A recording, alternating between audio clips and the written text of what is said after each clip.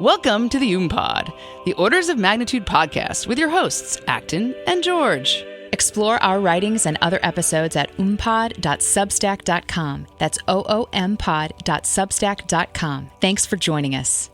Hi, Acton. Hey, George. What a week. We're recording on, what's today, the 12th? So 2 days after the whole Charlie Kirk assassination, which is breaking the internet. So sad. Actually, really scary. I feel like we've created a thing called the internet that makes us feel worse about each other in the world. Oh, that's for sure. Yeah. So, not thrilled. But that's not quite what we're going to talk about today. Because we're going to talk about what we gathered here to talk about, which is episode 19. Ian McGilchrist, Sense of the Sacred. Exactly. Such a great book, especially now in times like these. So first things first, what does God mean to you? Just a short little question. Yeah, exactly. All right, well, try to take a little bite out of this big question. So it's probably best to get the labels out of the way first by listing all the categories I belong to, since that's kind of a useful shorthand for some people. So I was born a non-denominational evangelical Christian. I became a Southern Baptist and then a good Reformed Presbyterian for many years, and then finally a bad Catholic, which is where I am now. But what's probably more salient for our listeners, I think, would be two stories in my life that are defining moments, kind of before and after moments, religiously speaking. One of them is beautiful and the other is horrible. But together they describe what God means to me. So the first is a mystical experience I had when I was 15 years old. I was at an evening worship service at a charismatic church that was not my church. I was just visiting there with my family. And during one of the songs that we were singing, I was stricken. It's kind of the best word I can think of for it. Stricken suddenly with tears, with a deep awareness of my smallness and my failures, but also with this deep awareness of being loved by God. And I couldn't stop crying.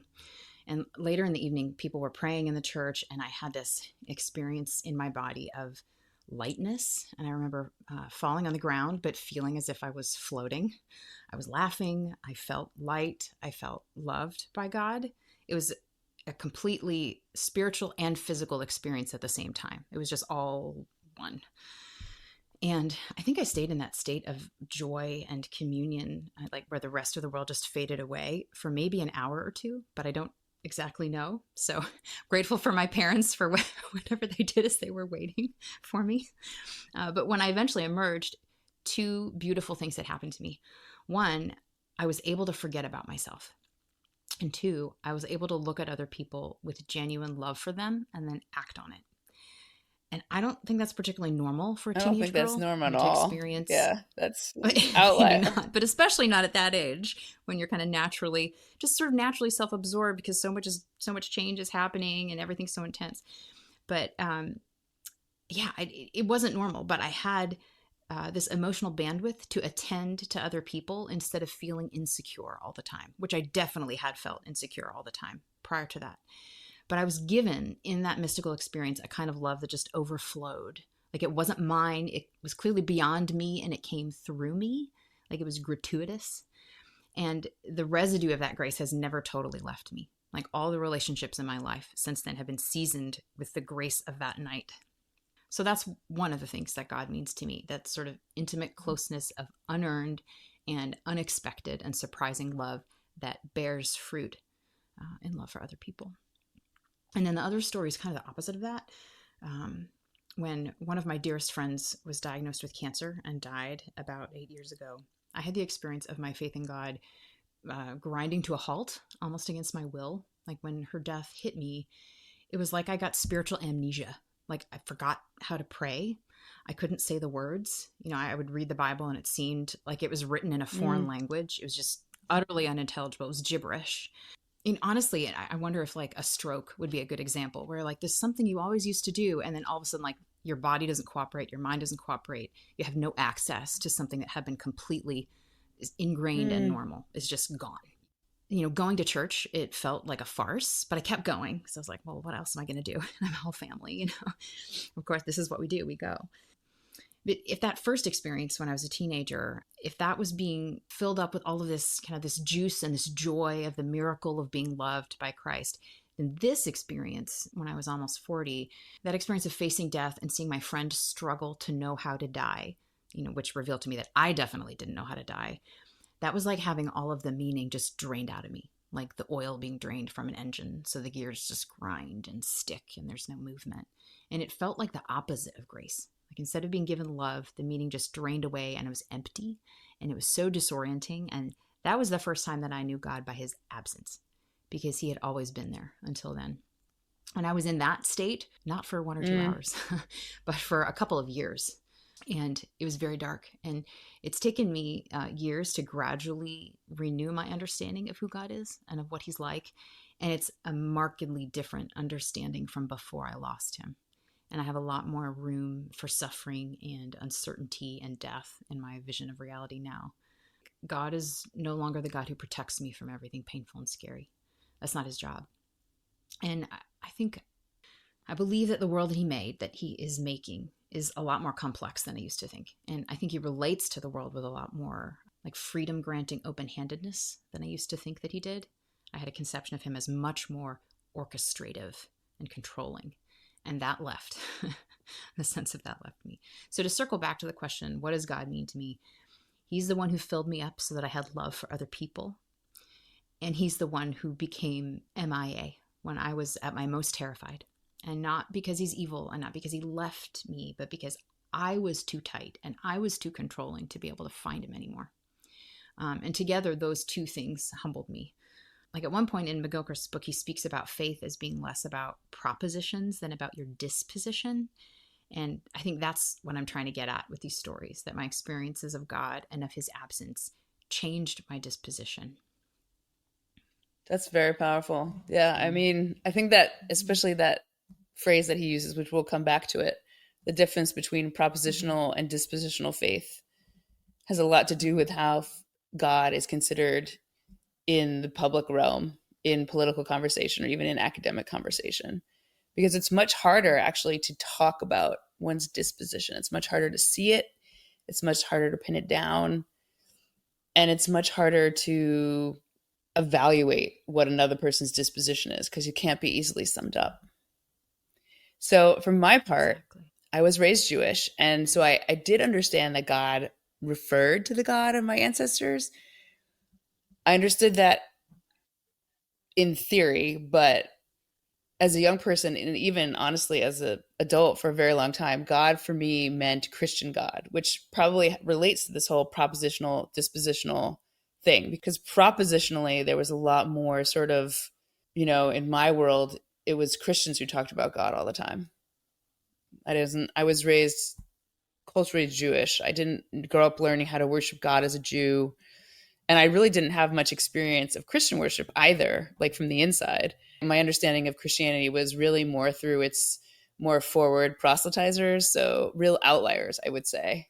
Now, as a wiser person, I can recognize that.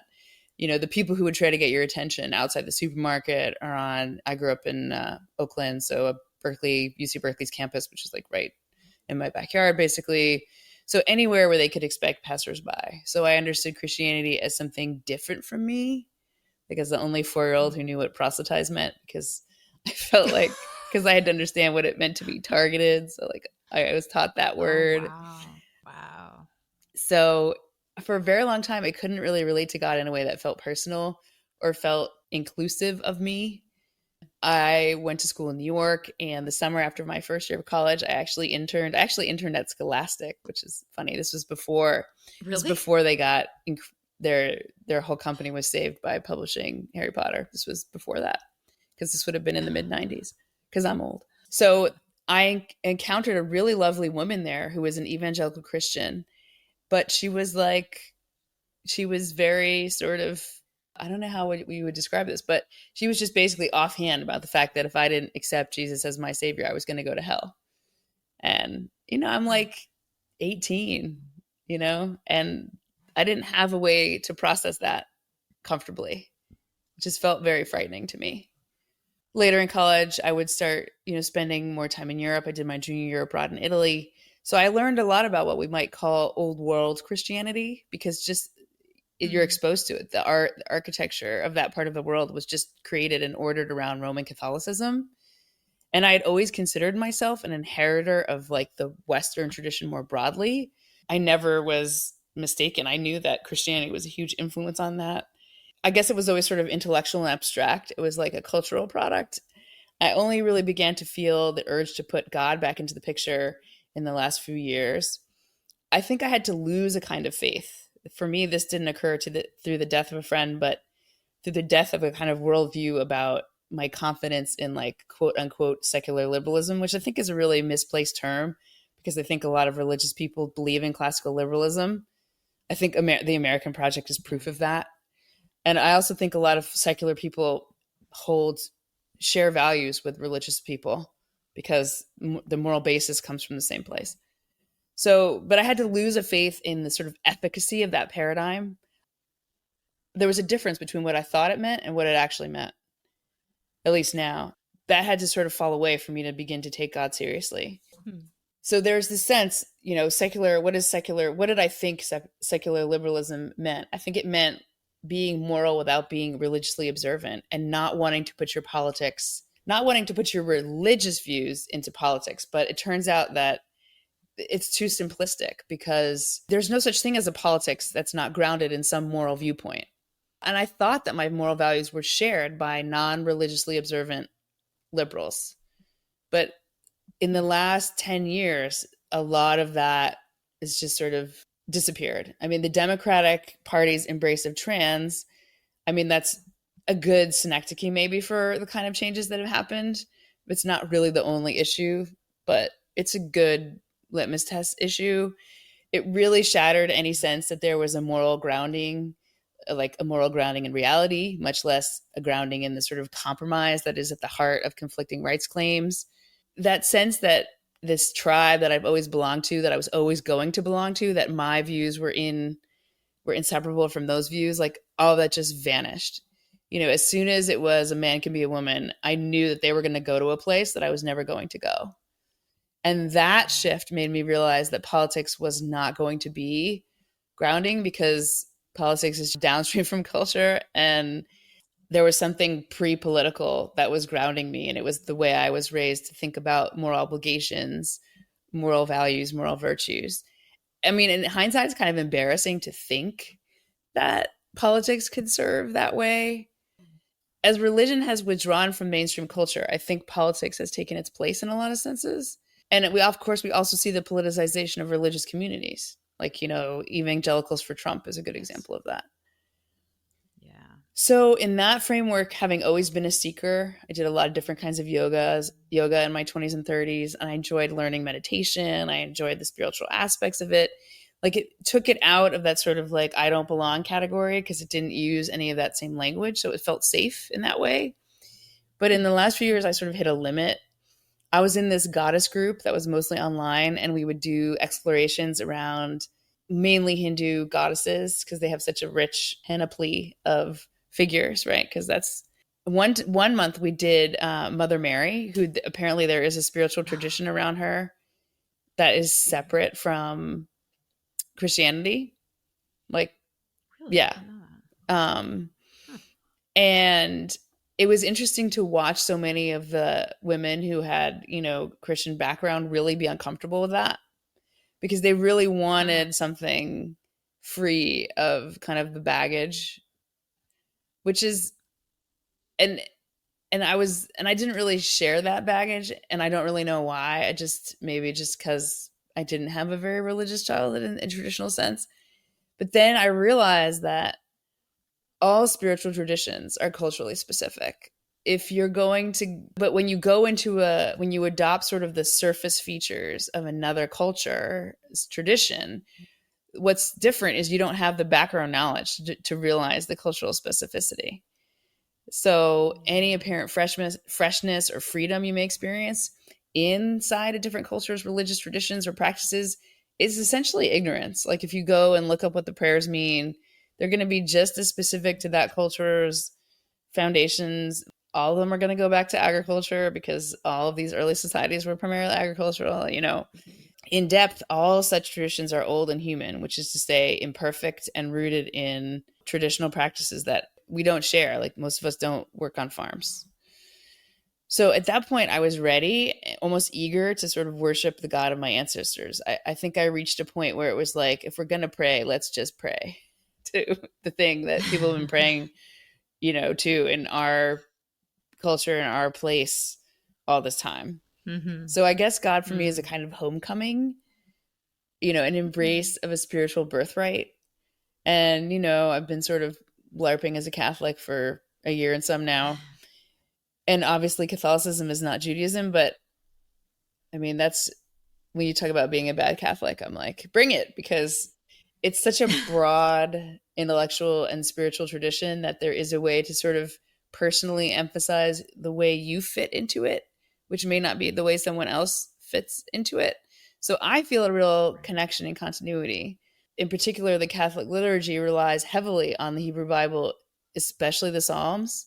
So through that lens, so much of Catholic wisdom and worship feels familiar to me because it is, because all of those texts are the background for the culture that we've inherited. And so the moral and liturgical traditions that Catholicism cherishes now feel like they were always mine. God was always my God. So a real sort of a finding of something that was always there. That's beautiful. Is that comforting for you? Yes. It's a little uncomfortable on some level to say that, because growing up Jewish and being like, I will never consider myself not Jewish. I mean, it can be very hard to feel yourself in a minority position in any sense, but especially in the religious sense.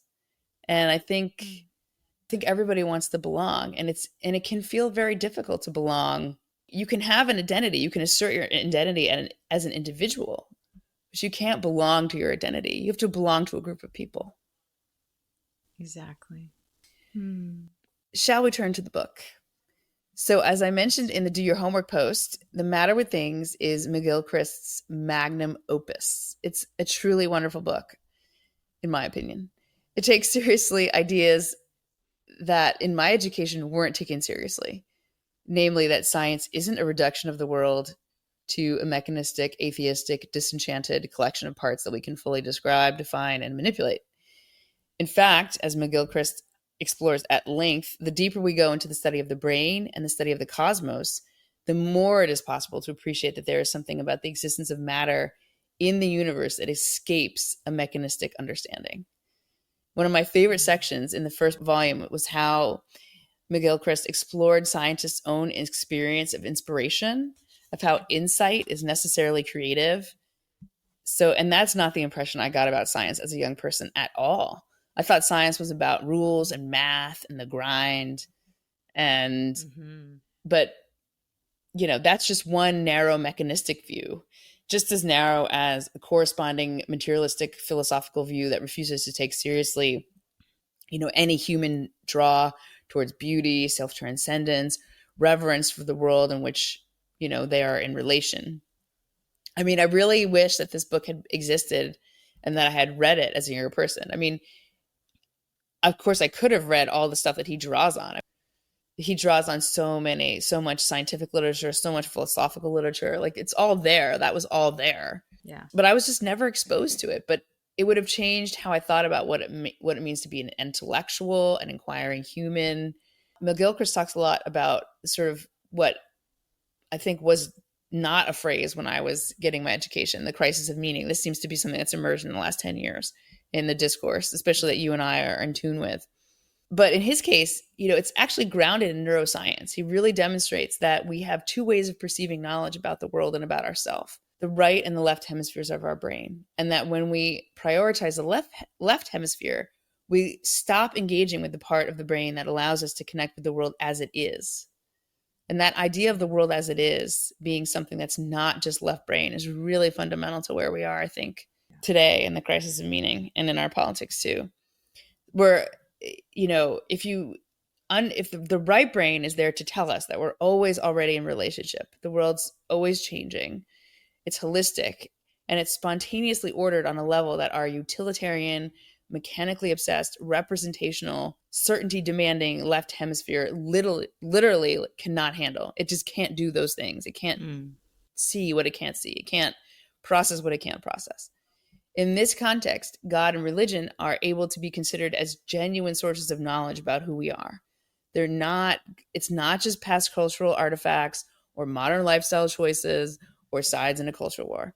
What passed for academic inquiry when I went to grad school in the humanities lacked all of this. Like there was just this just wasn't there. I mean, comparatively, it was limited, sterile, boring, abstruse, perverted, and politicized. I mean, basically it was bullshit. Oof. This book felt in a major way to me like a homecoming to a sureness that I'd always had as a younger person, that thought, literature, and discovery about the world were actually a key part to the fulfillment of who we are as spiritual, physical, and conscious creatures.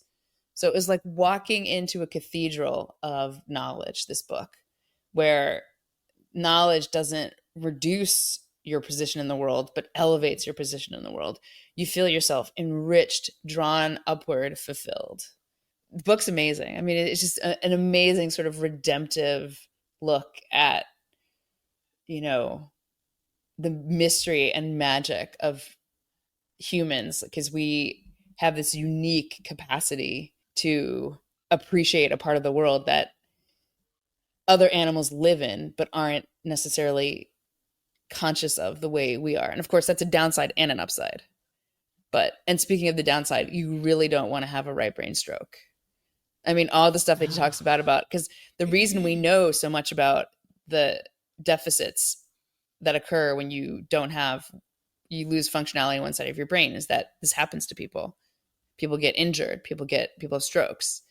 And losing your right brain is terrifying. So. Wow. And am I right that a lot of what he's doing is drawing this analogy between what he would see in right brain stroke patients who lost right brain capacity to the way sort of we as a broader culture operate? He's like, oh my goodness, this pathology in this individual is like playing out on is a microcosm of what our culture macrocosmically exactly is like. Like most of us are not actually, our brains are not physically impaired, but our culture is impaired because we keep just digging down harder and harder into left brain only considerations. So it's almost as if culturally we have a right brain stroke. Yes.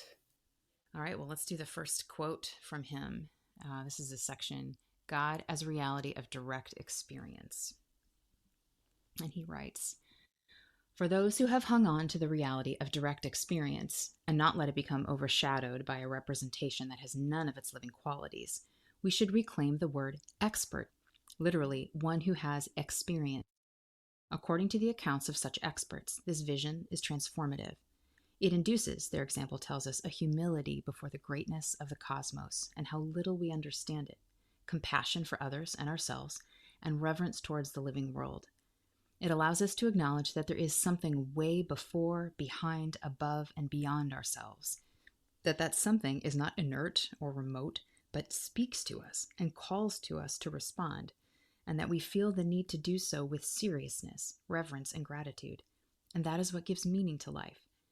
In short, creation and the mystery of what lies behind it becomes sacred, and the disposition that sees it thus is what is meant by a religious disposition. It is a disposition that perceives death. Except where such a religious disposition becomes perverted, as all too often it does, it is the exact opposite of the disposition towards creation of the left hemisphere, which sees itself as master, detached, confident, domineering, wanting to have control over creation, and either disregarding the mystery of being or recruiting it to its own purposes. That is the disposition that now dominates our world, and unhappily, no longer in the West alone. I love his words here. I think it's exactly what I was trying to get at by sharing those stories at the beginning. Like, I was raised to believe in God, and I've been a practicing and believing Christian of one stripe or another for my entire life. But when I think of his description of a religious disposition as a disposition that perceives death and perceives mystery, it drives me to this kind of upside down conclusion that maybe I never really was religious until I lost my faith temporarily, because that immediate perception of death kind of destroyed my inner life for a while. Like, I lost my grip on reality. It was like floating in outer space with no gravity, no orientation of up and down or left or right. And that's a horrifying feeling. But the reorienting that I was gradually able to do left its own residue in me, just like that initial outpouring of love in my teens kind of left a residue.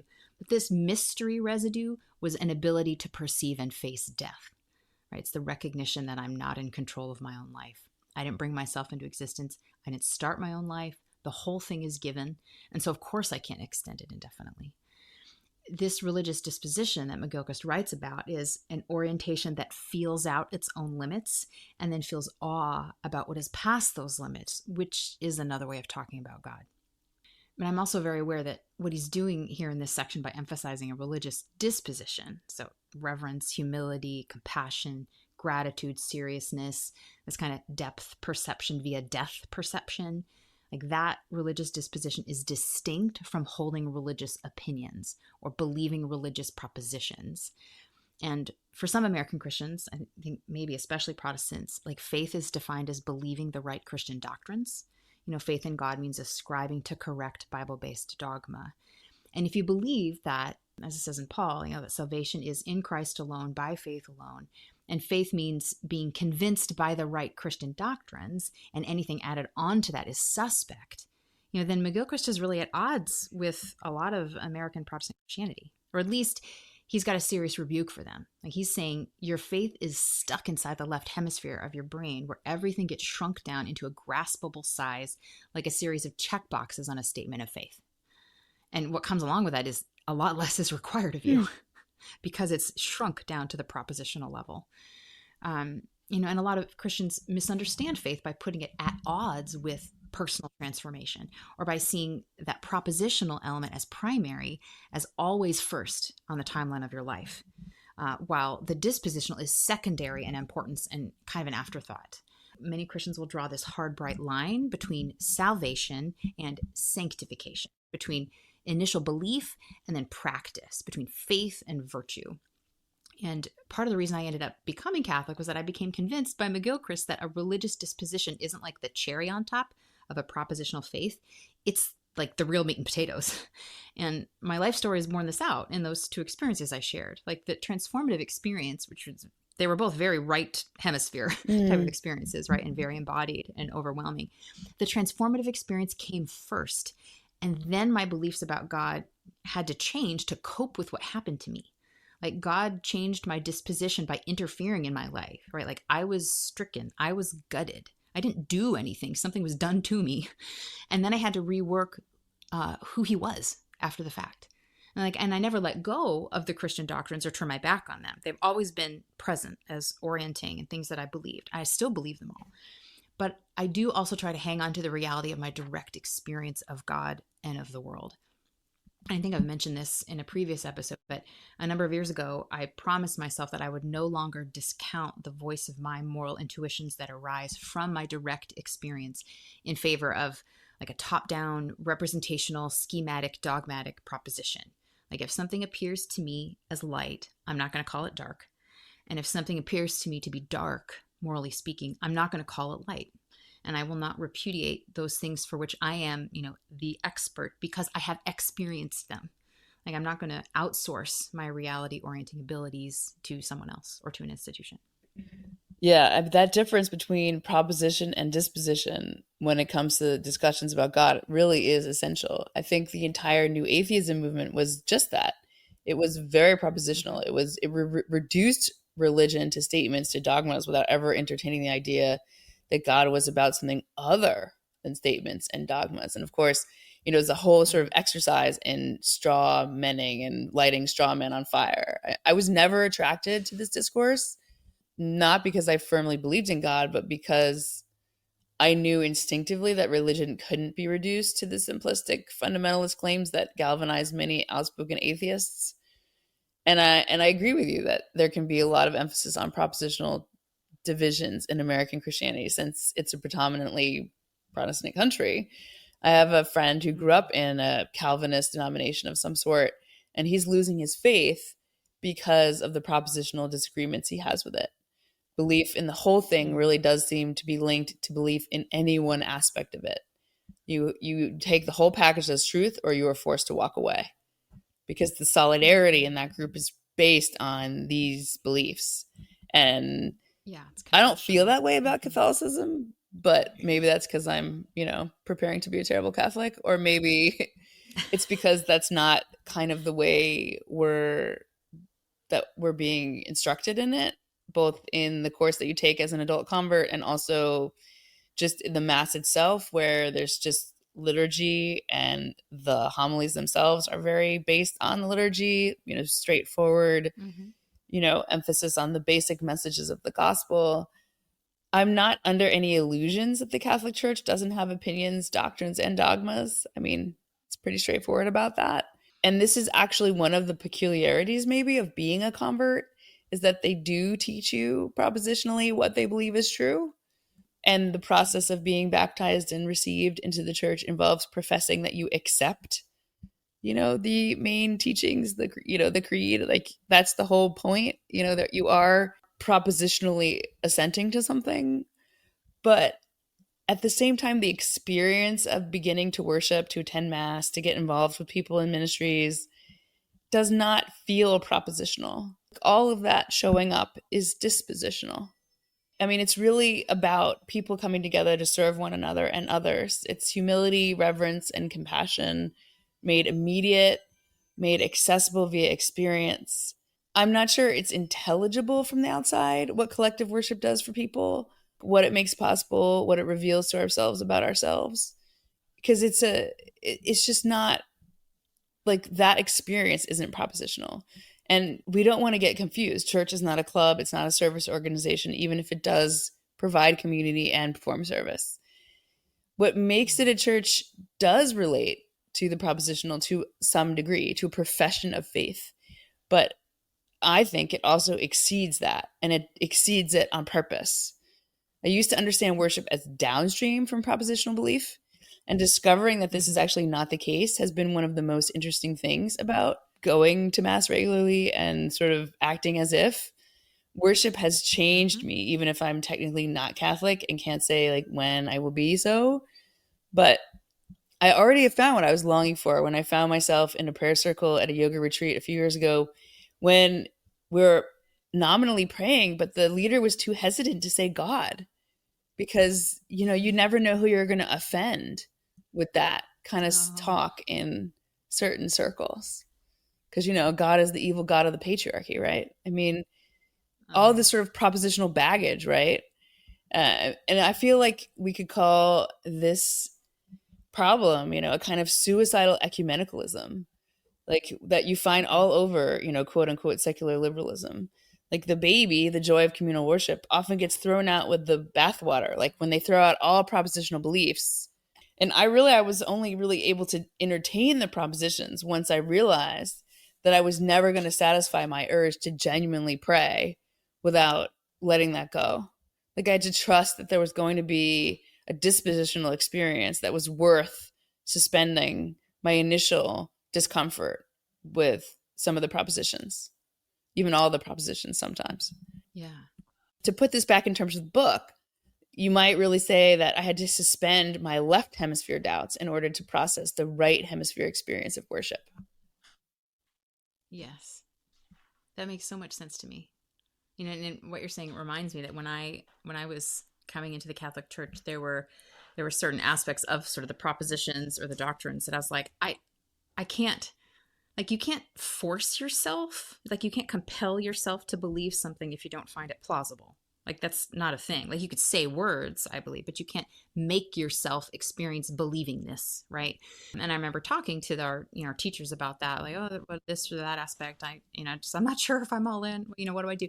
And they didn't use these exact words, but basically what they were saying was, well, maybe you can't believe the propositions yet, but your disposition needs to be one of openness to it, of sort of respect for it and its long tradition within the church, and just, have an openness to being convinced and keep reading about it, keep praying about it. It was the disposition of openness to what you could not yet believe was what they asked of me. And that was sufficient. I did not have to be convinced of every single dogmatic bullet point in that, when we think of what being convinced means. They did not require that of me. but the disposition of openness to the things I couldn't yet grasp fully was fine. And that was such a grace to me. I was so grateful for it. And I'd never heard anyone describe faith in that way before. I don't think they use the word disposition, but that it was exactly this dichotomy that they were talking about.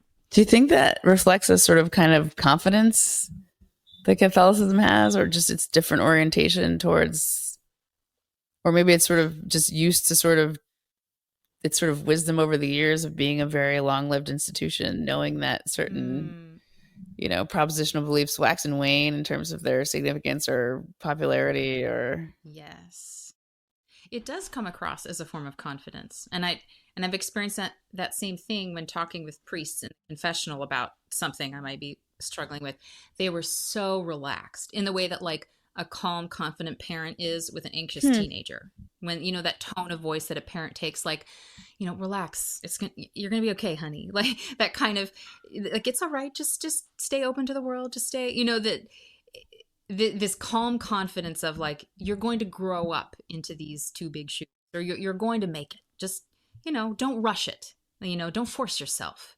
It was like a letting faith unfold. There's no hurry. And I do think that comes from confidence. And I had never experienced that type of a religious disposition before in church. That's not quite true. One of my pastors in the Presbyterian church actually was very much that way, but he was very different from everyone else and everything else in the church. So, but yeah, in general, that was very new to me. So our next section, God and love, God and suffering. I'll read the first paragraph and you'll read the next one. Thomas Aquinas thought of God as an infinite potential, attracting things to their fulfillment. Yet in so doing, God is not seen as determining, engineering, or controlling, though neither is God merely passive. From this perspective, God is seen as the ultimate good who attracts all things to their flourishing, the possibility that is most fulfilling for them, but does not compel them to take that path. They have the freedom to respond for better or for worse. This is like a lover who by virtue of love draws whatever emerges in the loving relationship towards a greater fulfillment in love, but cannot in any way enforce such an outcome. The English mathematician and philosopher Alfred North Whitehead did not see the process as something remote, abstract, and mathematical, as though the world and God had no part in the values that are embedded and embodied in the process, but one characterized by compassion, literally suffering with. What is done in the world is transformed into a reality in heaven, and the reality in heaven passes back into the world. In this sense, God is the great companion, the fellow sufferer who understands. That's a quote from Whitehead.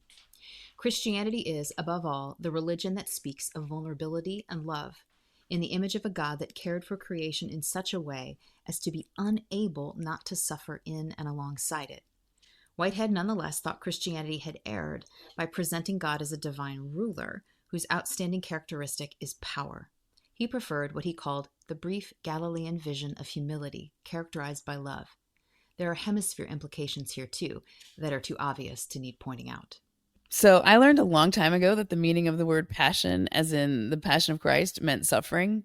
But I don't think I fully appreciated the value of this paradigm of God as fellow sufferer until I saw like the dead end of an ideology based on the opposite belief, namely that suffering is evil and should be, and correspondingly can be, eliminated. I think I was a believer in this ideology of progress until the very moment it came into direct conflict with basic common sense, or should I say the senses that are common to all of us. It is the elimination of suffering that is behind the novel idea that when a man says he feels like a woman, we should tell him to act as if he is one and try to make his body look as much as possible like a woman's body.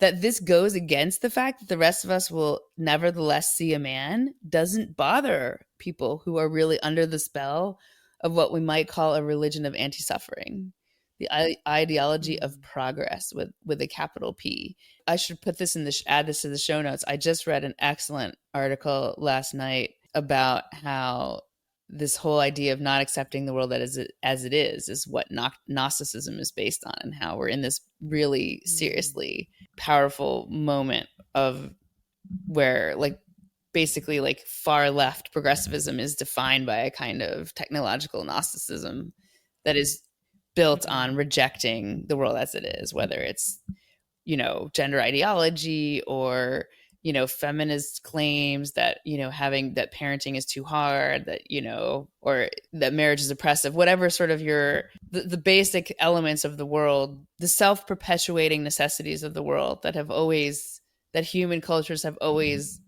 valorized. And if they didn't, they're not here anymore. The fight against the world as it is a fight against reality. I didn't understand that the way it now seems clear to me, because it wasn't ever clear that progress was against reality until suddenly it was. It's almost as if you have to tip over to realize that the shape of the boat you're in is not boat shaped. I don't know. I mean, and then you're treading water and you're like, wait. I mean, there is a fundamental mystery to the human condition. We know ourselves to have will, to have a certain freedom in our thoughts and actions, and yet we cannot seem to avoid suffering. It thus makes a kind of logical sense to use our will to combat suffering. But without a grounding knowledge in our nature, the idea that we come from a prior relatedness between matter and consciousness, this will quickly become perverted. And I think we're seeing it, right? This rejection of nature is behind the novel idea that a child can be born in the wrong body. We see suffering, which may be real, and we think that nature is therefore wrong, and it is our job to fix it. Our fix is really medical harm. We take these healthy bodies of these children, and then we make them less healthy, because it is just not healthy to stop puberty, which is totally natural, totally necessary to becoming an adult. Mm-hmm. It's not healthy to put the wrong hormones in somebody. I mean, sometimes it's not even particularly healthy to put the right hormones in someone. I mean, medicine is trade-offs, right?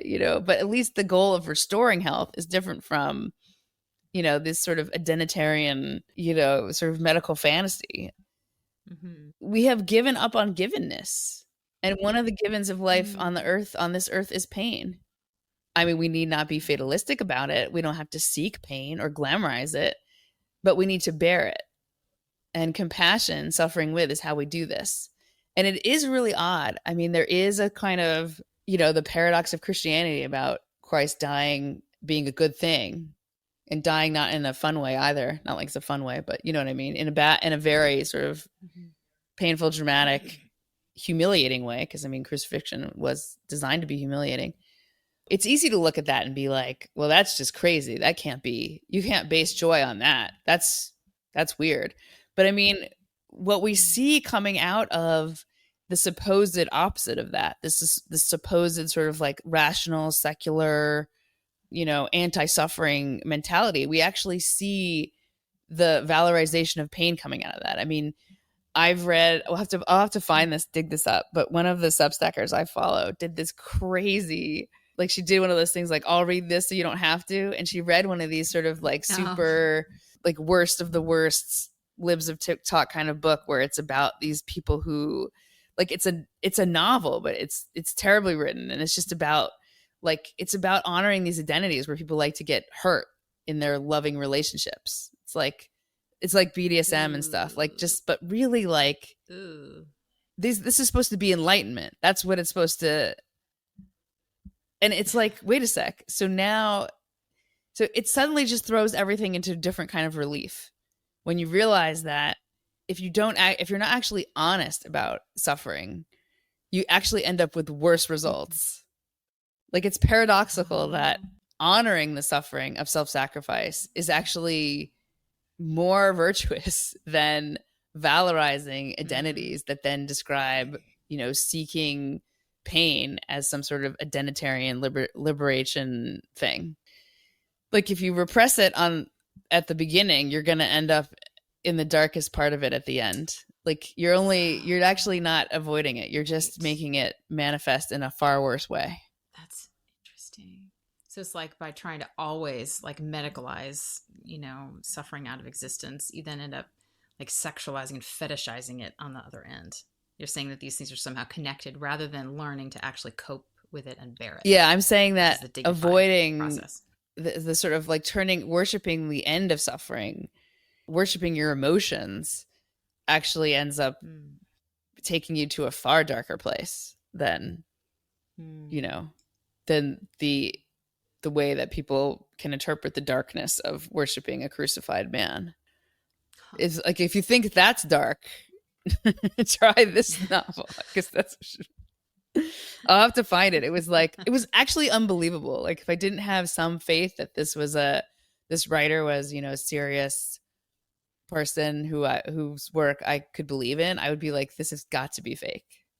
But I digress. So compassion, suffering with, is actually the antidote towards, these easily perverted ideologies that say either that suffering can be eliminated, or that, voluntary suffering is sort of an identitarian thing. Like, it takes it out of the realm of, shall we say, a givenness of our nature, and puts it into a much darker, sort of perverted and often sexualized area of, dark triad characteristics. It takes it out of compassion and turns it into a kind of narcissism.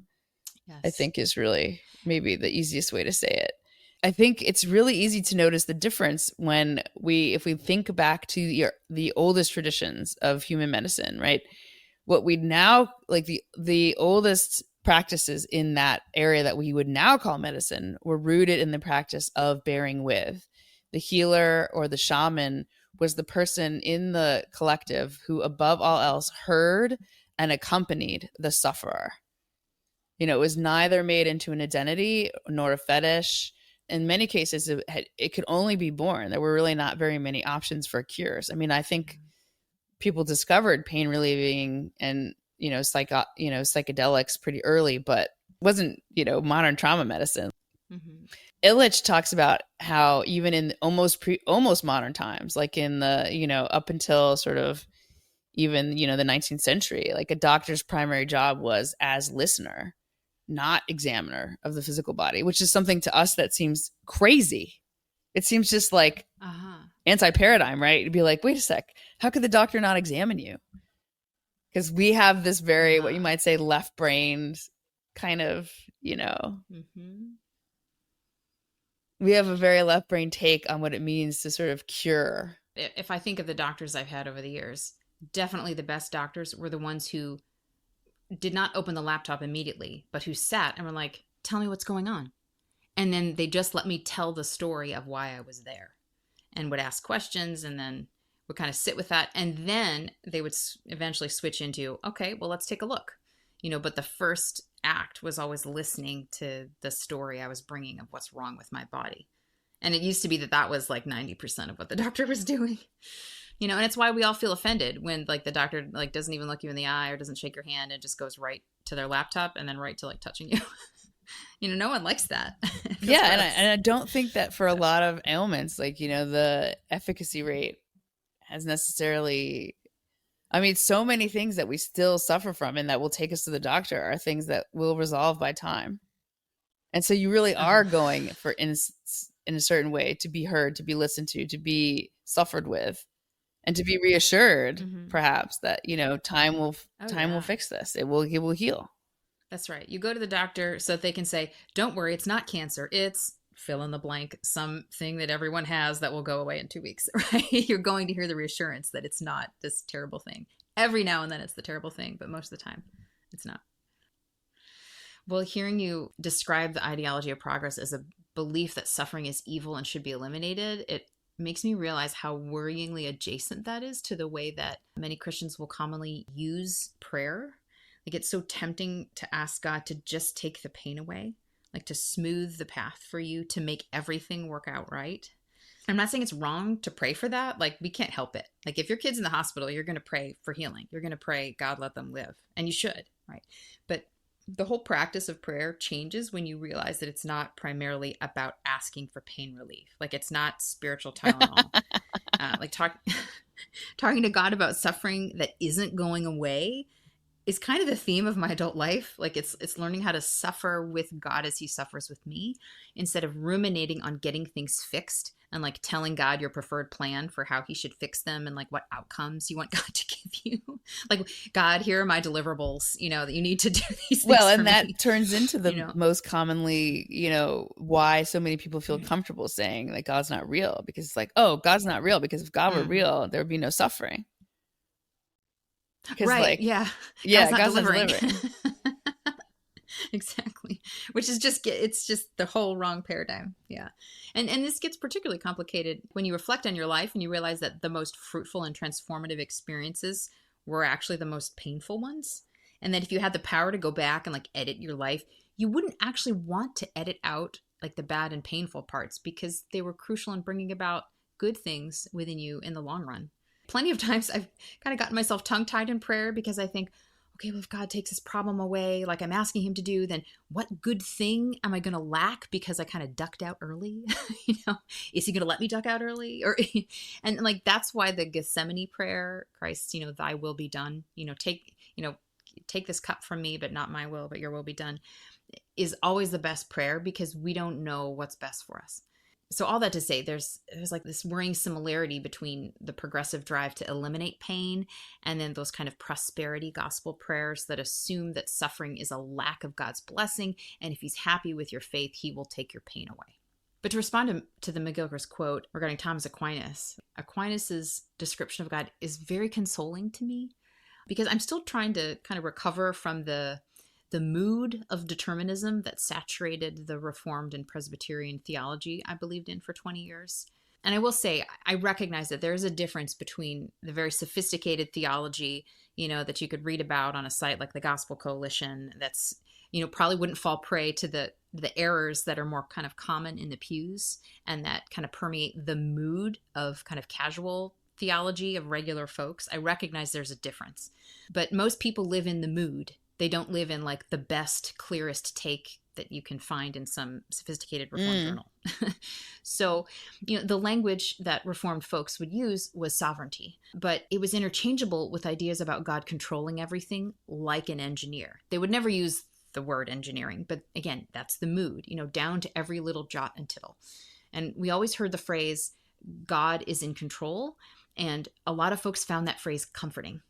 But now that I'm not in that framework anymore, I kind of find the phrase rather horrifying. But Aquinas is able to describe God's creative power in a way that isn't about compulsion or dominion or like micromanaging, but imagines God as the ultimate attractor, like a gravitational pull that like orients you towards the good, the true, and the beautiful. But it isn't like a tractor beam that's going to like pull you in no matter what. It's resistible. Like you can weasel your way out and you can swim against the current of God's love and you can go your own way. I had been taught for so long that God's grace was irresistible, but to go with that, lover analogy that McGilchrist uses, that makes God less like a lover than like the guy who won't take no for an answer. Ew. Right? Like, yeah. So, and this gets explicit in certain theologians. So the Reformed theologian R.C. Sproul said this about having a relationship with God. He wrote, "You will resist it as hard as you can, but God will overcome your resistance. When God chooses to save somebody in his sovereignty, he saves them." Jonathan Edwards, the famous Puritan preacher, called it the holy rape of the soul. Some people are violent. Only a man can write that. Some people are violent. Exactly. Only a man can write that. Some people are violently offended by that language. I think it's the most graphic and descriptive term that I can think of how I was redeemed. End quote. So that's the kind of theology I couldn't subscribe to anymore. When you turn to rape for an analogy of God's love, something is deeply wrong. This is what made Aquinas shine so brightly in my eyes. He understood that God loves us and invites us and orients us, but he doesn't force us. Like we have genuine freedom. But at the same time, like I have reservations about Alfred North Whitehead and to a degree about McGilchrist himself, when they explore what I think is called process theology. This idea that God himself is like in a process of becoming alongside the rest of creation.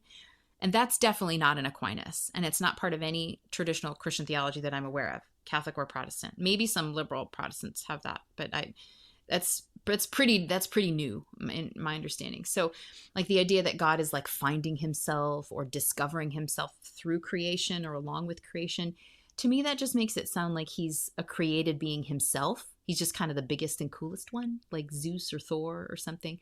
Again, so I don't find that idea compelling at all, that God's like in process. I think that takes away his transcendence and it kind of immanentizes him. I believe God can be the ground of all being, the fountainhead and the source, as well as the fulfillment and the consummation, without being either the ultimate dictator or stuck in the flow of time and change and ignorance along with us. So I may be misrepresenting what process theology is, but when push comes to shove, I'm still a traditional Christian who holds that, yes, Christ was the humble and compassionate Galilean who suffers with us and for us, but he's also what he's just depicted as in the book of Revelation, like the Alpha and the Omega, the beginning and the end. So he's both humble and he's cosmic. And I think that's the traditional Christian depiction. Well, next section, God as limit or power as permissive. So many paradoxes here. Power as understood by the right hemisphere is permissive, creative power. The power to allow things to come into being precisely by underwriting the existence of a creative field, but not interfering and manipulating within it. Not making things happen according to fiat, but allowing things to grow. That is true creation. An all-embracing power embracing limitation. A creative force requires an element of resistance. Jordan Peterson refers to a commentary on the Torah. Imagine a being who is omniscient, omnipresent, and omnipotent. What does such a being lack? The answer, limitation. And he continues, so this is a quote from In McGilchrist of Peterson. If you are already everything, everywhere, always, there is nowhere to go and nothing to be. Everything that could be already is, and everything that could happen already has. And it is for this reason, so the story goes, that God created man. No limitation, no story. No story, no being. Back to McGilchrist, and no becoming. I would say that it is for this reason that God created, full stop. And if God has initiated a process that generates what is genuinely new, genuinely free, a process of truly creative evolution, why would God destroy it by omniscience and omnipotence? That the divine mind contains all possibilities does not imply knowledge of which particular possibilities will be actualized. God is not like a human agent performing acts of will. Meister Eckhart says, do not imagine God is like a human carpenter who works or not as he likes, who can do or leave undone as he wishes. It is different with God. As and when God finds you ready, he has to act to overflow into you, just as when the air is clear and pure, the sun has to burst forth and cannot refrain. This is McGilchrist again. The most we can do is decide not to say no to whatever it is coming into being. God, however, unlike us, can say yes. And to say yes to everything includes saying yes to no. Limitation, which may explain the existence of sin. This is the most beautiful and frankly the most feminine sounding definition of power that I've ever heard. Power is permissive, allowing things to come into being, the making of a creative field, not making things happen by fiat, but as he says, allowing things to grow. That sounds like pregnancy. That sounds like parenting, and which is the opposite of more technical definitions of power that involve engineering and manipulation. And what's so beautiful about it is there's a recognition in there of the natural inherent power of the created thing to come into its own. Like I've heard it phrased this way, God makes things to make themselves. Like that's what it means to live in an evolving world. And the fancy technical term for that is autopoiesis. We are autopoietic. We're self-making creatures. I grew up in a framework that thought of God's creating power as the fiat kind, where God dictates that each thing will be just so, and every aspect of creation is the way it is because God gave his fiat to make it that way. He designed everything like an engineer. And thinking that way fits with the God is in control of everything framework, but it's a world with no surprises and no freedom and no real stakes. Like McGilchrist writes, there's no story there, there's no adventure. And for there to be genuinely be a created order that is different from God and other than God, he has to step back and make space and create an opportunity and allow things to grow and come into their own. And that's how we get the groping, creative, try everything and see what works, variation, selection pattern of evolution. And I know plenty of Christians who pit creation and evolution against each other. And atheists do this too, like Dawkins. They just presume, which is a totally intra-left hemisphere framing of both creation and evolution to think of them as mutually exclusive like that. But that's because, they view creation in this left hemisphere way as the dictator's fiat or the engineer's mechanical manipulation, rather than making a creative field of freedom and possibility in which things can grow, which also means things can go awry. It's both. And I think gardening and parenting are much better metaphors for creation than mechanistic metaphors like intelligent design, where the world is a watch and God is a watchmaker. And I agree with McGilchrist's intuition that God's willingness to make room and afford creation autopoietic freedom is what creates the possibility for sin in humans, and for all those aspects of life on earth that we would find brutal or parasitic or competitive. Like, I think the beauty and the love, the cooperation, the complexity, like all the good values we find in the world are a package deal with the disvalues of death and suffering and competition. And I came to that conclusion after my friend died, and I read this enormous stack of books about evolution, and I was processing the fact that my friend's cancer was downstream from genetic mutations. So genetic mutations, bad, right? They killed her, right? But if there were no genetic mutations that could afford the possibility of useful and beneficial variations, there would be no humans, and my friend wouldn't exist. So like, I don't get Kristen without the existence of cancer. It's a package deal. And that kind of aha moment has helped me deal with so many other forms of suffering in my life. So I'm not surprised by it anymore. Like, I expect suffering as a normal thing, as just part of what it means to be alive. And it's really, really helped me to make peace with it. So very grateful to God for that. Yeah, I think the greatest apparent contradiction of Christianity is the idea that labeling ourselves as sinful, as broken, can actually produce a community of happy individuals. I certainly never understood that before. I mean, the progressive attitude, because it believes that suffering can be eliminated, rejects the notion of sin because it believes that the problem is the stigma in many cases, not the behavior being stigmatized. And in a free, religiously pluralistic society, there's a certain validity to this claim. I mean, we should not use our laws to compel others to act on our own religious beliefs. I mean, and this was pretty much common. I mean, this idea that we would have religious tolerance is novel and precious and, rare.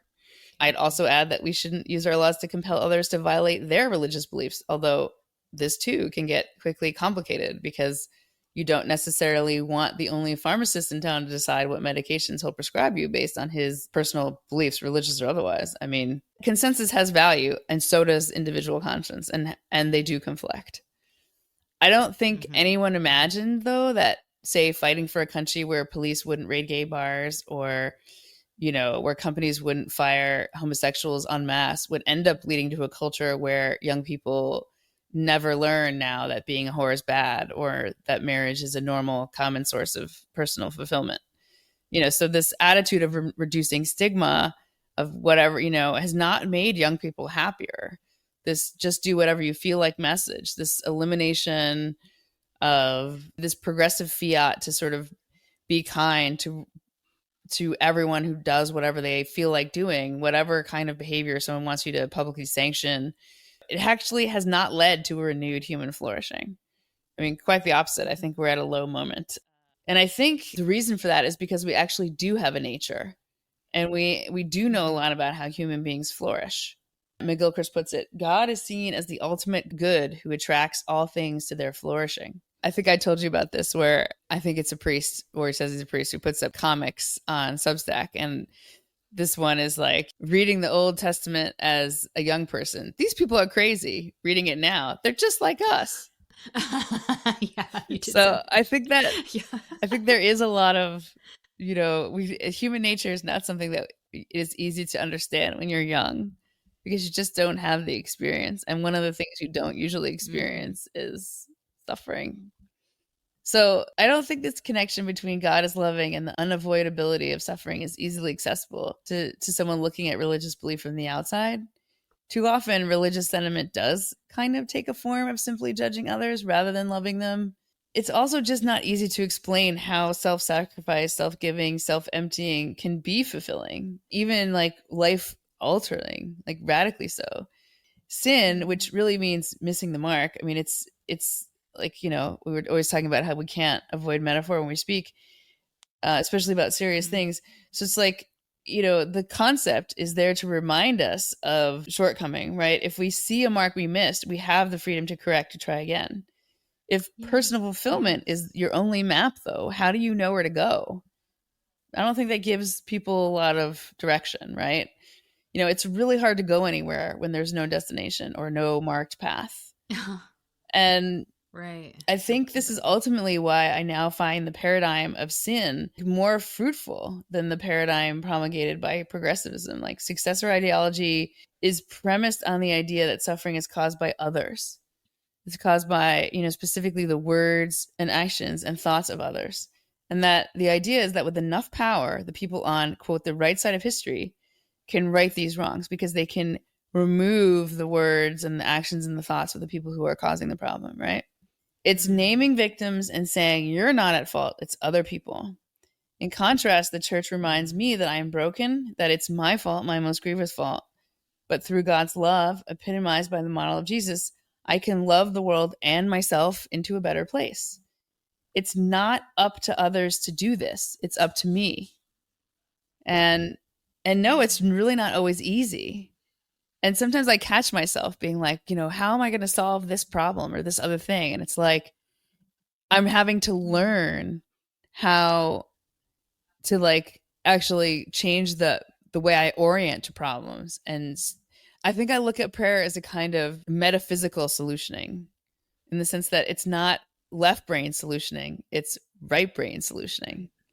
It's holistic solutioning because your graspy ideas aren't going to fix the world but there is a part of your relatedness to this whole thing called life and suffering, and that you can actually you do have a role and you do have freedom and you do have access. We have an essential belongingness that is outside of our, graspy solutioning brain. And I doubt that sounds plausible. The whole thing that, after the Annunciation shooting about thoughts and prayers on one side and no, we need to change the laws on the other, that kind of reductive. Yes. It is very hard to explain how like a rational, reasonable person can view prayer as part of the solution, or to the extent that there are solutions, part of the active, constant trade-offs. But when you experience it, then you realize it is absolutely valid and real. Like when you start to be changed by worship and you start to change the way you approach the world because you have those experiences, then you realize it is true. It's just as valid as passing a law or changing a policy. Yeah, you definitely see that assumption that prayer equals passivity. It means not doing anything. The Democrats will use that as a jab at the Republicans to say, well, you say thoughts and prayers, which means don't touch my guns, right? Like those are all seen as interchangeable.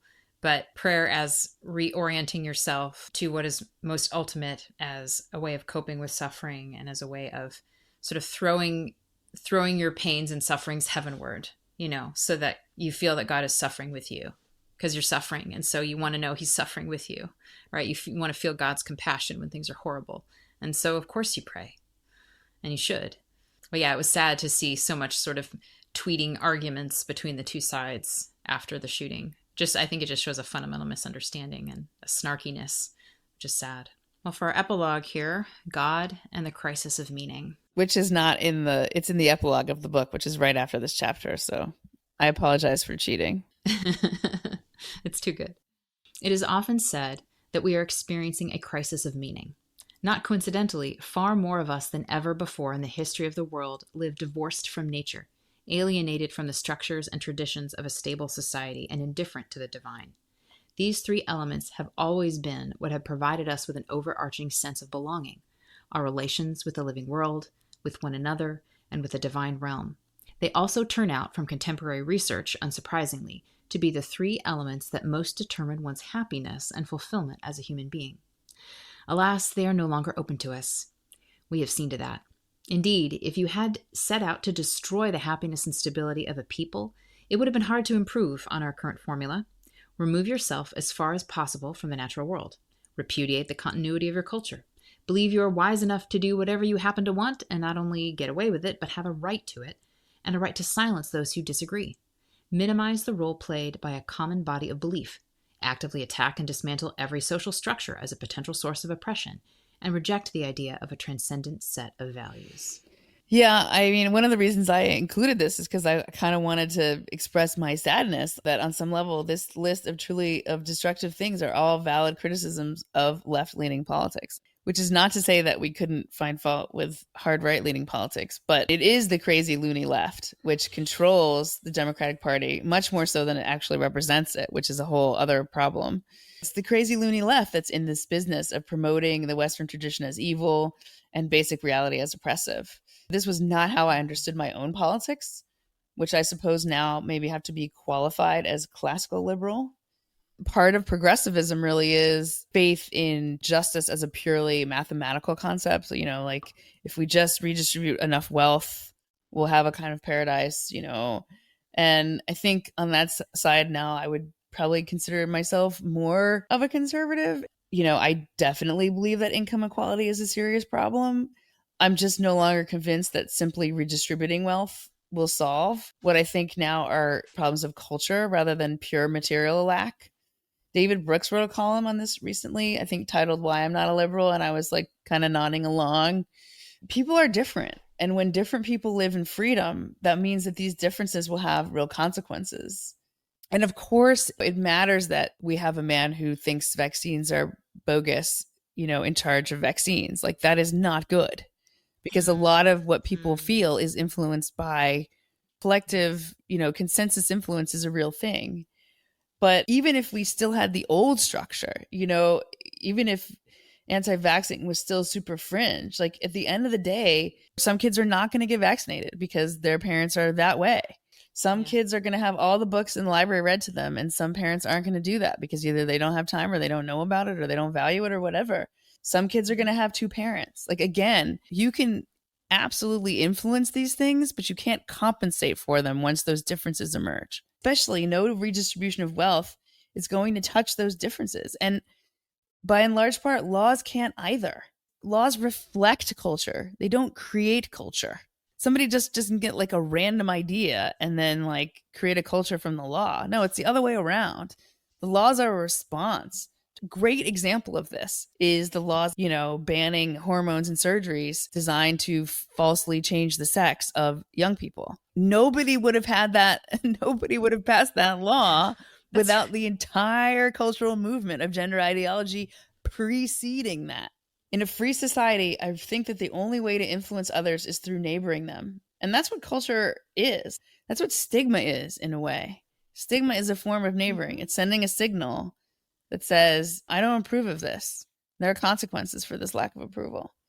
And of course, charity, loving your neighbor, is the more commonly associated one with that phrase, So like, I can't defend political liberalism in the way that I might have used to, because the government has never neighbored anybody. The government cannot neighbor somebody. Right. Only people can neighbor. And this idea that we can service provide our way to human flourishing is frankly bullshit. I mean, that's why Ivan Illich is such a great influence on us, because he is so frank about exposing the limits of those kinds of operations. If you look at the history of progressivism and redistribution of wealth in this country, it's fair to say that we've tried. We have spent a lot of money on social programs that are supposed to do this. They're supposed to take the place of neighboring. But I think we're too free and too diverse for these top-down measures to work here the way they do. And I think they do work in more homogenous societies, especially smaller homogenous societies. I mean, we're just so big. I mean, I'm not a libertarian. Social Security, Medicare, those are good ideas. But obviously the systems need to be reformed because they're going to collapse if they're, the way they were doing it now.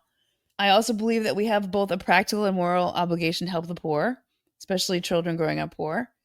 But, frankly, all of these needs were there before we had big government, and they were met, and it's called charity. And that's why in the Judeo-Christian tradition, there is such a strict obligation to be charitable, because these are social needs, and the way they have to be met is by calling people to need them.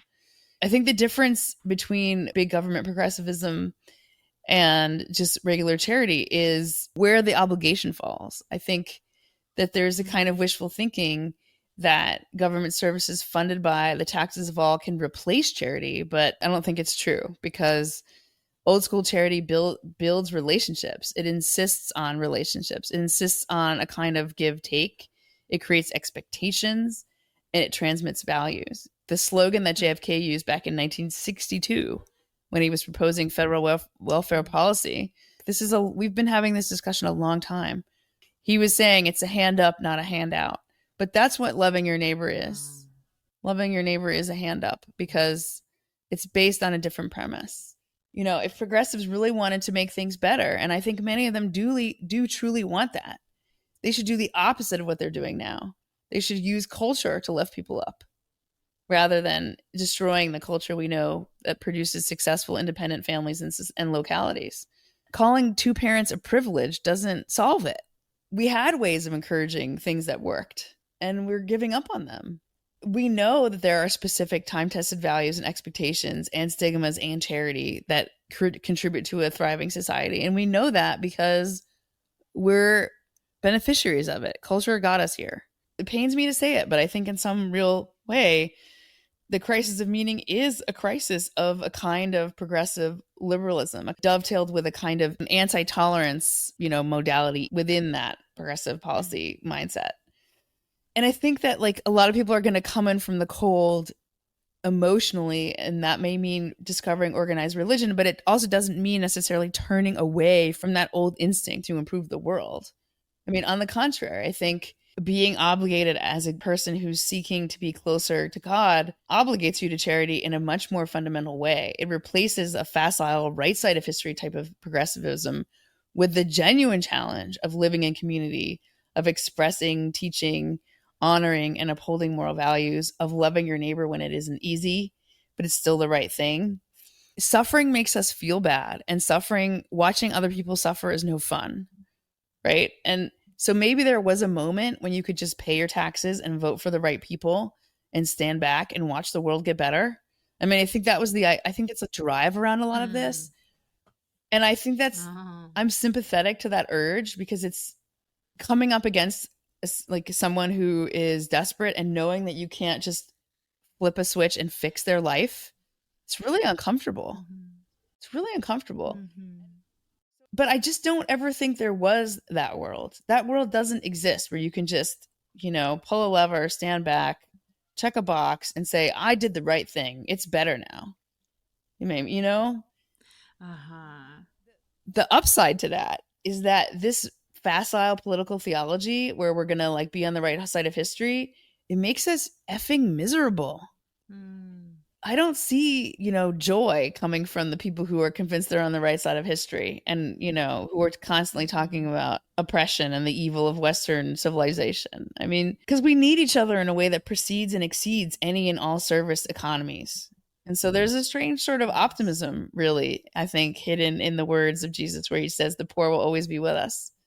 That used to make me sad and kind of indignant, but now it makes me compassionate. Now it makes me realize that people aren't a problem to be solved by systems, which is both an obligation to meet them as people and try to do what you can as a person, but also a sort of you are let off the hook. Because when humans try to solve people like systems, you get communism and you get the gulags and you get Nazism and you get concentration camps. Those really were people who were like, we're going to solve this problem. Because the problem is the Jews or the problem is the intellectuals. Once you get to that mindset, there's nothing you won't do because you've convinced you found the solution. So solutioning is dangerous that way. Progress really needs to be viewed with skepticism or even tossed out as like bullshit. And you just need to come back to the sort of, loving someone can be real. There is a real impact that falls short of fixing the world or fixing a situation, just intervening, just welcome to church, I guess. I mean, you can be in the mix. You can show up. Welcome to church. I love that. Yeah, we can't outsource to the government the personal neighboring virtues that we're supposed to live out. Yeah, on this show, we always come back to Ivan Illich and his interpretation of the Good Samaritan parable. That was not a generic, universal, be kind, or a call to give to charity across the world, like effective altruism or something. It was a matter of loving the person physically right in front of you, the people that you stumble across in real life, the people you live near, the person who surprises you and they just show up in your life. Like you owe it to them to be neighborly. And I was personally convicted recently about my need to be better at this when I read the Substack called The Double Shift about what the author calls deep casual hosting. And it's about how to make hospitality towards your actual neighbors easy and frequent by just seriously lowering the bar for hosting. Like your standard for cleanliness is just making sure they don't trip over extra shoes by the door, right? And that like the bathroom's not like a toxic wasteland, right? And the standard for cooking is just making more of whatever easy thing you're already going to make, right? So the timing is spontaneous rather than like planning weeks in advance. So it's like, hey, want to come over tonight for chili? I'll make extra, instead of like pulling out your calendars and like pulling out all the stops and like getting out the china. It's like, no, just keep it really basic. And people will probably actually be a lot more comfortable. And then they might actually have a chance of like returning the favor, right? Like if you set a super high bar for hosting and are like really impressive, people are not going to invite you back because it's so hard to meet that bar. Like you keep it really low key, then they're like, oh, well, I could do that. Why don't y'all come over next week? You know? So it sounds so good. You know, it's a sort of a treat people like family, let them come in the back door by the kitchen, you know, come on in kind of a thing it's so familiar. Like it lets your neighbors become familiar instead of something more formal and more expensive and harder to schedule. So I was grateful for that as a really practical example. So we'll link to that in the show notes. But regarding the other aspects of the quote here, it's interesting to me that this kind of crisis of meaning that McGilchrist talks about, in a lot of ways, it didn't touch me growing up because, you know, I grew up going to church. My family lived in the same neighborhood my whole childhood. Like my parents are still in the same house, you know, and they know all their neighbors. We were fairly neighborly people. But the one area where that meaning crisis really touched me was in the feeling of being removed from the natural world. That's something I know I've suffered from, particularly since becoming an adult. Like I spent lots of time playing outdoors as a child, you know, lots of mud pies. Like we did, you know, we made like miniature golf courses in our backyard by like digging holes. We did a lot of like pickup games of, you know, basketball and kickball and football and all kinds of stuff in the yard. We were out all the time.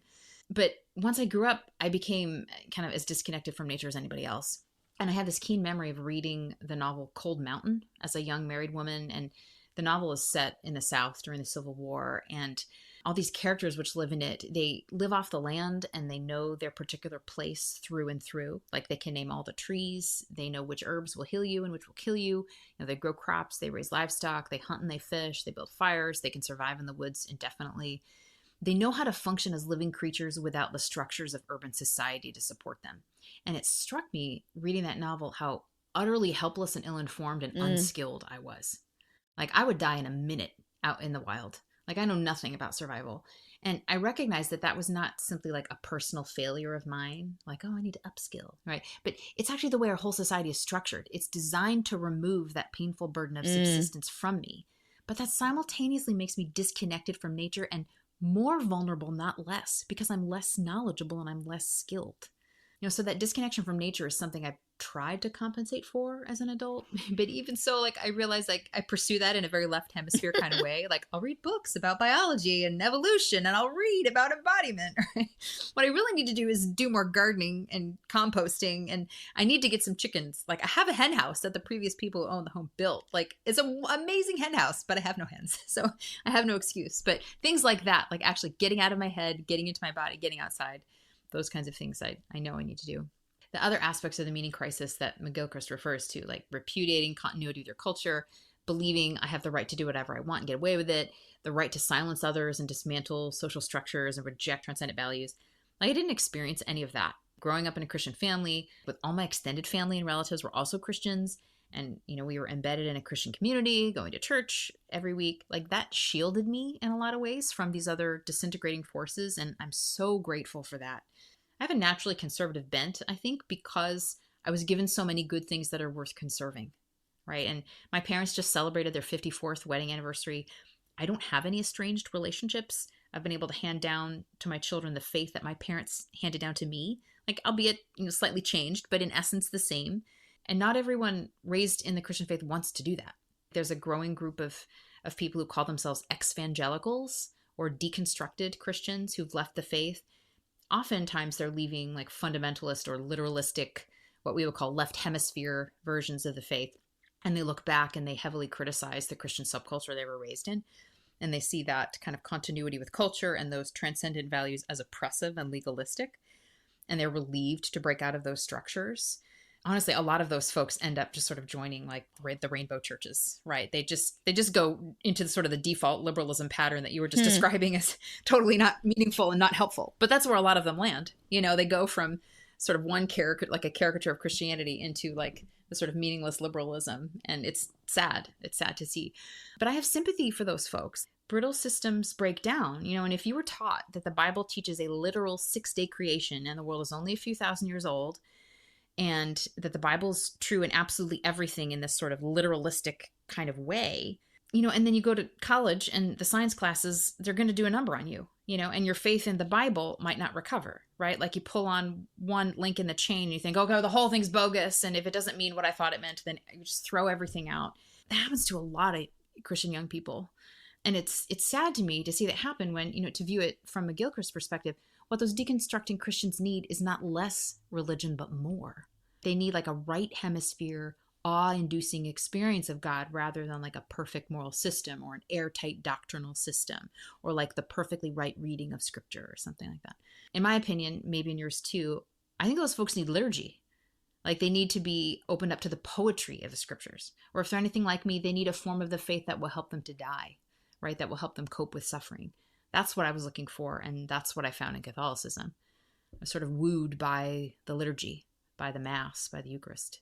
I mean, would you say you feel the crisis of meaning now more? I mean, because I didn't feel it in my childhood either, because even though my childhood wasn't religious in that way, it was still buffeted by like this common sense of everybody having the same values. It was still a bubble of agreement, I guess. And bubbles of agreement are nice. They are.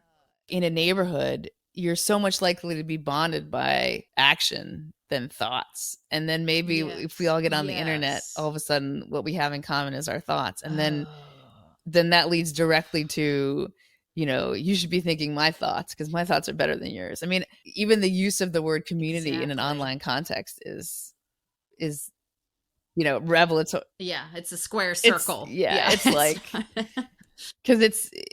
because the community by its very nature cannot produce homogeny of thought because it is not created by homogeny of thought. I mean, although, that is another thing that is going on. Have you read about this? We should it'd be interesting to talk about it at some point. Like they've built like this intentional Catholic community somewhere in the United States. You haven't heard about this? All right, well. Kind of, is it like a Benedict option? Ish, I guess. But like, it's like it's like, just the way I joke that, the new dorms is like college by Hilton. Now it's going to be like, Catholicism by your HOA. I mean, yeah. But interesting. I mean, I can see how people could be drawn to that, but then I can see immediately how that can go scary wrong. Oh yeah. I think most of those groups do. They end up turning in on themselves. So I definitely have skepticism about that, of trying to make a we all believe the same thing bubble. Again, like I take my cues from the liturgy. I think it's a lot better to sort of be in the body and serve one another in the body and don't worry too much about what's going on inside someone else's head. Yes. Leave their propositions alone. Just have the right disposition towards them. And they're more likely to have the proper disposition towards you. And you get into courtesy and reciprocity and kindness. And you just keep doing those things. And then whenever the propositions inside each of y'all's heads come out, you're going to know how to interact with each other. The internet creates all these opportunities where you have no chance to dispositionally in an embodied way interact with somebody. It's just their propositions versus your propositions on Twitter or on a Facebook wall. And it's like, I don't know how that could be anything other than ending in something immoral happening. Yeah. I think it's a the terrible road to idea. hell was paved by everybody's propositions. Yeah. Yes. Yeah. I mean, it's so much better, just to bring it back to liturgy again, like when we're all there together and we all take our hands and beat our breast and everyone says together, through my fault, through my fault, through my most grievous fault. And then the rest of the prayer is you're asking everyone else to pray for you to the Lord because you're a sinner. And like, that's the way to go. Like say those words together, beat your breasts together, but then don't go picking around in other people's heads to see if they match up with yours perfectly. I don't know. I mean, I'm all for free conversation and free speech and everything, but I really think it has to be rooted in embodied presence for it to be moral. Our bodies are what help us care. Right. And And if you can't care about someone because you can't like reach out and squeeze their shoulder and catch the look in their eye and give them the warm vibes, then be real careful, like arguing with somebody. Yeah, You I know? mean, I think in the wake of the Charlie Kirk assassination, there's been a lot of talk about how the internet is so much more toxic than the real world because it raises the, Yes. visibility of the, very small fraction of people who are super aggressive or super toxic or super volatile or super whatever, even super opinionated. If that is the way that it is, and we know that there's no way to change it, I mean, I feel like that is the mandate is to get out of that space, as we say to people listening through the internet. But I mean, that's like one of the reasons why this isn't like the rest of the internet, because we are friends and we are talking and we're not. That's right. That's right. We're in the same Exactly. house right now. We're going to have our 20th regular episode next time, which is like props to us. We've come this far. Yeah, and our next book we're reading together, our next homework assignment is The Rivers North of the Future, The Testament of Ivan Illich, as told by David Cayley. So we're going to go back to our Illichian roots and read this book, which I've not read before, but I think it's going to be a great summary and pull on lots of his thoughts from a bunch of different areas and really kind of crystallize what his thoughts are. And it'll be interesting to now reflect on that now that we've read all these other books and talked about all these other books, since we started with gender on the podcast. Thanks for listening. See you next time.